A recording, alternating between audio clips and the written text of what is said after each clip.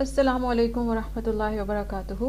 آج میں ایک اچھی خبر کے ساتھ حاضر ہوں کہ نسٹ NCLS کا میٹرک اور FSC سیکشن بند کر دیا گیا، یعنی سینئر سیکشن، اور یہ فیصلہ لیا ہے گستاخی، نشے اور فحاشی کی شکایات پہ anti narcotics force, federal board اور اسلام آباد پولیس نے۔ یونیورسٹی بورڈ نے اس کالج کے بننے کی ہی مخالفت کی تھی، ان کے مطابق یہ اللیگل تھا، لیکن یہ چونکہ مسز ریکٹر کا پرسنل پروجیکٹ تھا اور اس لیے یہ بات سمجھانے اور ثابت کرنے میں دسمبر 21 سے دسمبر 23 تک قوم کے 2 سال لگے۔ یونیورسٹی بورڈ نے تو اس کالج کو شروع سے اللیگل کہا تھا، ان کی بات نہیں سنی گئی۔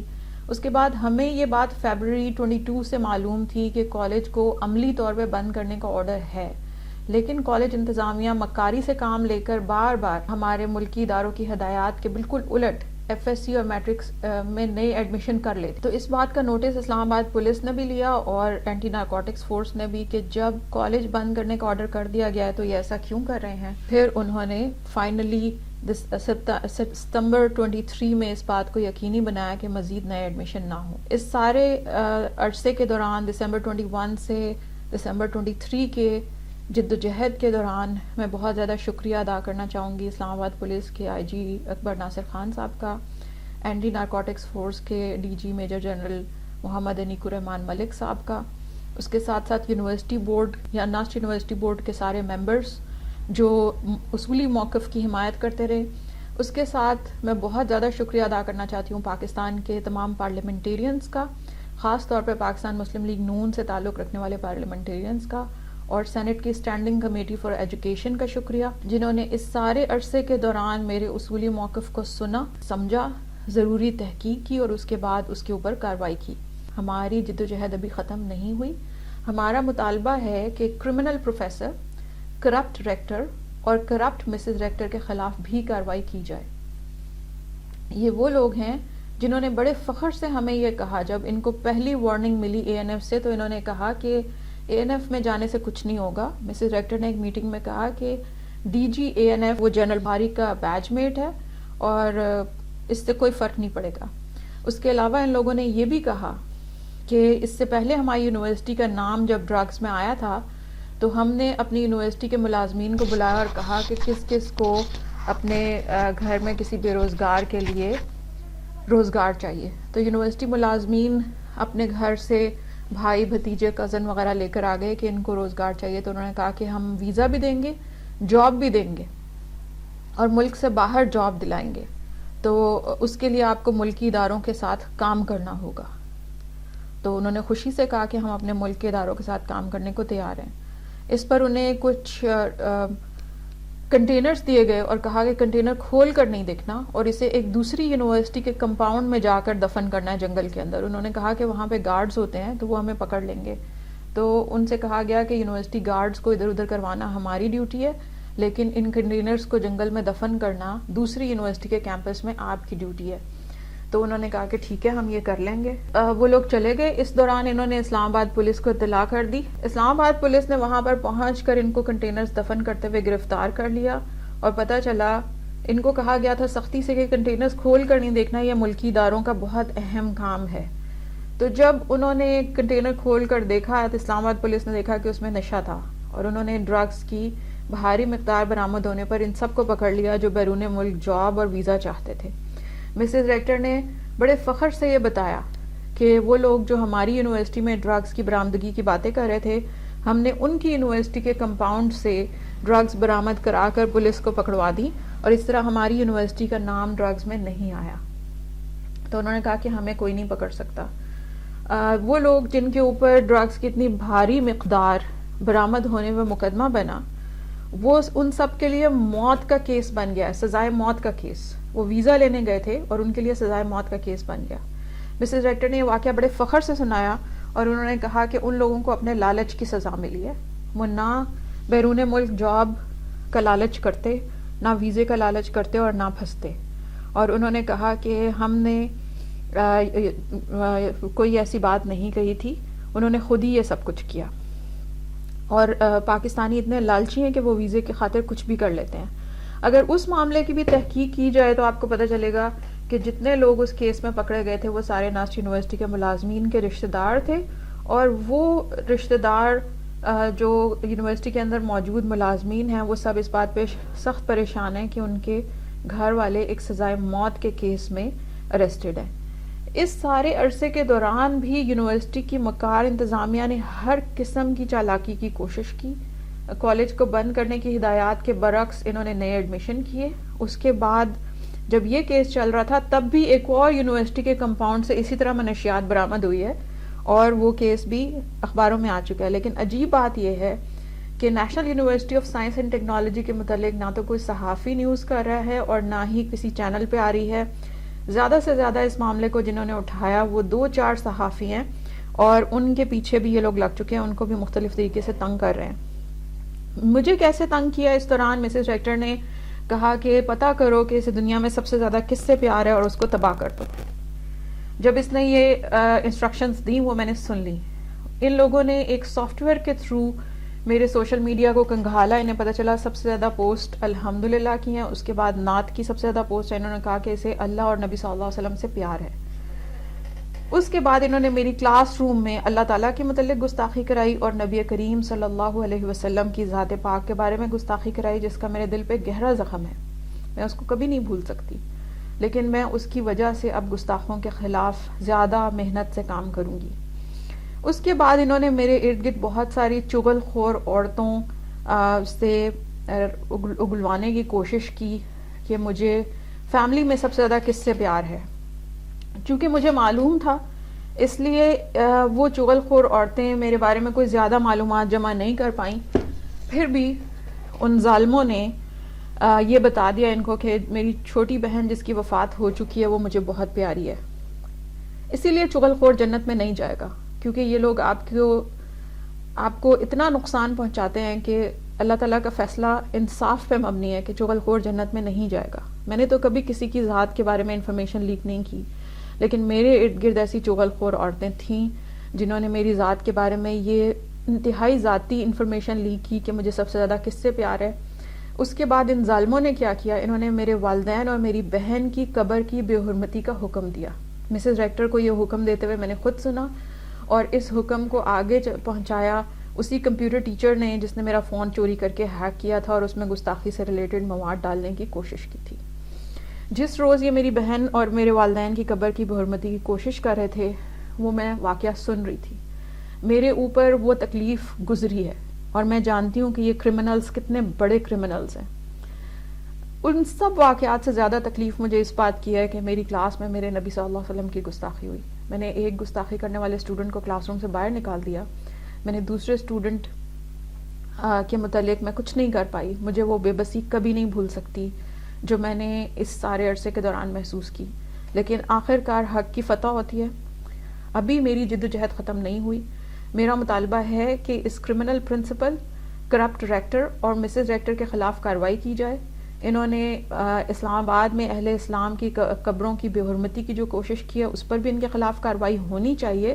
لیکن اس سب سے زیادہ بڑا جرم یہ ہے کہ انہوں نے ملک کے اداروں کے نام کے اوپر کچھ معصوم لوگوں کو نشہ دے کر کسی اور جگہ سے برآمد کرایا اور انہیں موت کے کیس میں پھنسا دیا. اس سے بھی بڑا جرم یہ ہے کہ انہوں نے نبی پاک صلی اللہ علیہ وسلم کی گستاخی کچھ چھوٹے بچوں سے کرائی. وہ مائنر بچے تھے جن سے انہوں نے میری کلاس میں گستاخی کروائی. مقصد یہ تھا کہ یہ مجھے یہ بتائیں کہ تم ہمارا کچھ نہیں بگاڑ سکتی.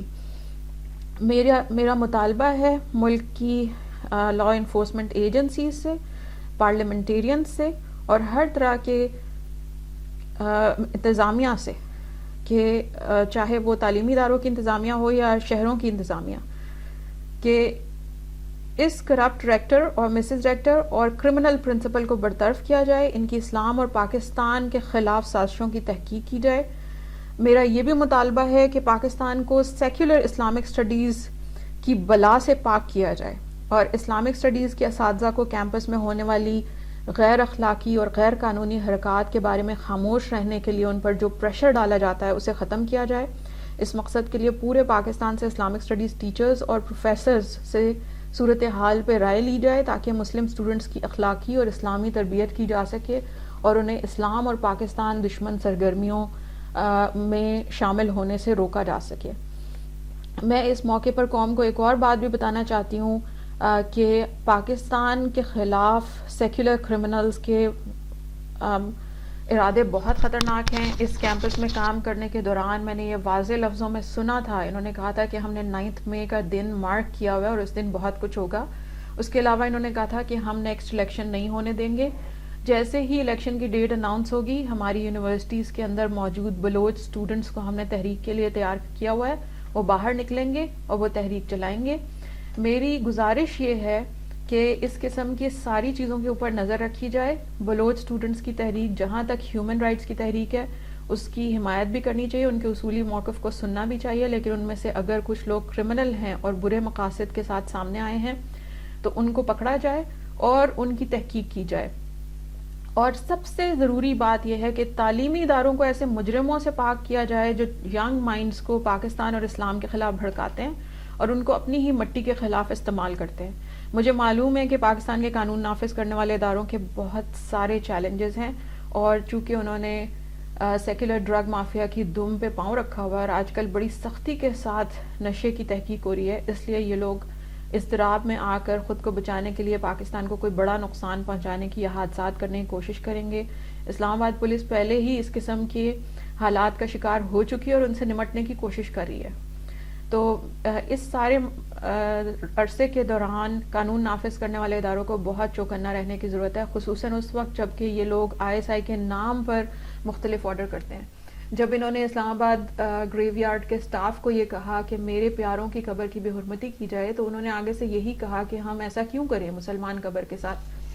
تو انہوں نے کہا کہ یہ ISI کو آرڈر ہے. تو انہوں نے کہا کہ ISI کو کیا پڑھی ہے کہ وہ کسی مسلمان کی قبر کی بے حرمتی کا آرڈر دے. تو انہوں نے کہا کہ نام مت لو, صرف ملکی ادارے کو ISI مت کہو. تو میری DG ISI سے درخواست ہے کہ وہ ان ساری سرگرمیوں کا نوٹس لیں, اور آپ کو ظاہر ہے کہ اس کے پلینٹی آف آئی وٹنسز مل جائیں گے. یہ واقعات ایک سے زائد مرتبہ ہوئے, ہر مرتبہ میرے والدین اور میری بہن کی قبر کی بے حرمتی کی کوشش ہم نے ناکام بنائی.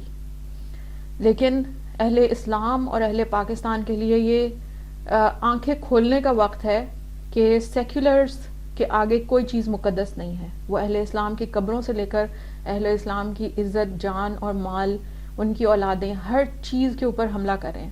اور ہمارا سب سے بڑا اثاثہ ہے نبی کریم صلی اللہ علیہ وسلم سے ہماری محبت اور اللہ تعالیٰ کی ذات پاک سے ہماری اطاعت اور وفا کیشی, اور یہ اس کو ختم کرنا چاہتے ہیں.